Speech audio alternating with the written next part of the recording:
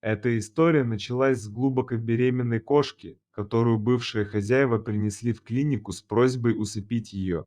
Однако они оставили ее и ушли. Вскоре после этого родились три котенка, две девочки и мальчик. Волонтерам сообщили об этом случае и дали срок, всего сутки, чтобы забрать питомцев, иначе их жизнь была бы прервана еще до того, как они начали жить. В то же время решили сохранить жизнь кошки-матери, которая получила имя Кассандра. Начались настоящие поиски временного приюта, главное было найти место как можно скорее, а не где именно. Вскоре был найден подходящий временный приют, и питомцы были перевезены туда. Кассандра, мама-кошка, оказалась очень умной. Она понимала, что они живут в доме на птичьих правах и старалась не доставлять временным хозяевам лишних хлопот. Вскоре временные хозяева попросили забрать всю семью, так как они уезжали в командировку в другой город. Тогда пришлось взять на себя ответственность одной из волонтерок, хотя у нее дома был недавно карантин по поводу лишая. Малышей разместили в отдельной комнате. Постепенно, когда котята подросли и научились самостоятельно есть и ходить в лоток, котятам стали подыскивать новые дома.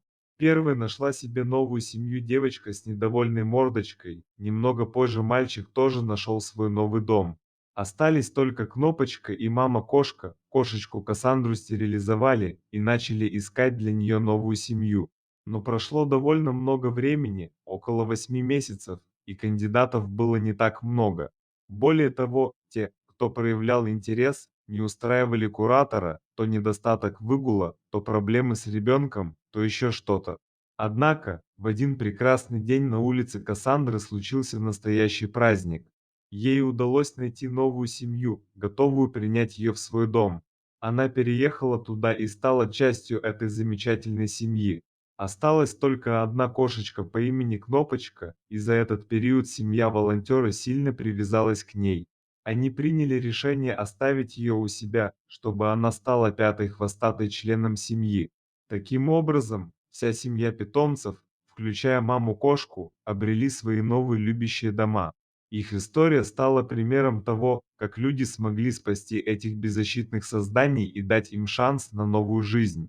Благодаря волонтерам и заботливым людям, эти котята получили возможность расти и радовать своих новых владельцев своими игривыми прыжками и мурлыканьем.